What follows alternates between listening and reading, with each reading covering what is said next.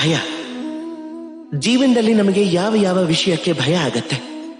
ಕೆಲವರಿಗೆ ಕಳ್ಕೊಳ್ಳುವಂತಹ ಭಯ, ಯಾವುದೋ ವ್ಯಕ್ತಿನ ಯಾವುದೋ ಸಂಬಂಧನ ಕಳ್ಕೊಳ್ಳೋ ಭಯ, ಹಣ ಕಳ್ಕೊಳ್ಳೋ ಭಯ, ಸಮಯ ಕಳ್ಕೊಳ್ಳೋ ಭಯ.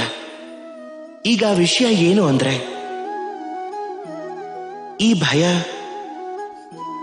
ಯಾವತ್ತಿಗೂ ನಮಗೆ ಲಾಭ ತರೋದಿಲ್ಲ. ಇದು ಯಾವತ್ತಿಗೂ ನಮ್ಮನ್ನ ಹಿಂದಕ್ಕೆ ಸರಿಸತ್ತೆ, ಕೆಳಕ್ ತಳ್ಳತ್ತೆ, ಯಾವತ್ತಿಗೂ ಉದ್ಧಾರಕ್ಕೆ ಕಾರಣ ಆಗೋದೇ ಇಲ್ಲ. ಅದಕ್ಕೆ ಜೀವನದಲ್ಲಿ ಯಾವುದಕ್ಕಾದ್ರೂ ಭಯ ಇದ್ರೆ ಅದು ಕೇವಲ ಇಷ್ಟೇ. ಜನಗಳು ಯೋಚನೆ ಮಾಡ್ತಾ ಮಾಡ್ತಾ ಸಂಬಂಧಗಳನ್ನ ಕಳ್ಕೊಳ್ಳೋ ಭಯದಿಂದ, ಜನಗಳನ್ನ ಕಳ್ಕೊಳ್ಳೋ ಭಯದಿಂದ, ಎಲ್ಲರನ್ನೂ ಸಮಾಧಾನ ಮಾಡ್ತಾ ಮಾಡ್ತಾ ಎಲ್ಲೋ ನೀವು ನಿಮ್ಮ ಯೋಚನೆಗಳನ್ನ ಕಳ್ಕೊಳ್ಳಕ್ ಹೋಗ್ಬೇಡಿ. ಒಂದ್ ವೇಳೆ ಹಾಗಾಗೋದ್ರೆ ಎಲ್ಲರನ್ನೂ ಸಮಾಧಾನ ಮಾಡ್ತಾ ಮಾಡ್ತಾ ನೀವು ನಿಮ್ಮನ್ನೇ ಕಳ್ಕೊಂಡ್ಬಿಡ್ತೀರಾ. ಜೊತೆಗೆ ನಿಮ್ಮ ಯೋಚನೆ, ನಿಮ್ಮ ಗುರಿ, ನಿಮ್ಮ ಉದ್ದೇಶವನ್ನೇ ಕಳ್ಕೊಂಡ್ಬಿಡ್ತೀರಾ. ಒಂದ್ ವೇಳೆ ಪ್ರಪಂಚದಲ್ಲಿ ನೀವು ಏನ್ ಬೇಕಾದ್ರೂ ಪಡ್ಕೋಬಹುದು, ಸಂತೋಷ ಅಂತೂ ಸಿಗೋದಿಲ್ಲ.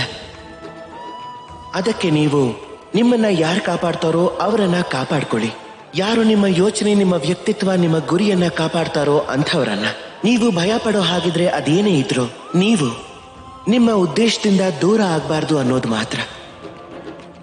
ಹಾಗಾದ್ರೆ ಬನ್ನಿ ನನ್ನ ಜೊತೆ ಪ್ರೀತಿಯಿಂದ ಹೇಳಿ, ರಾಧೇ ರಾಧೇ.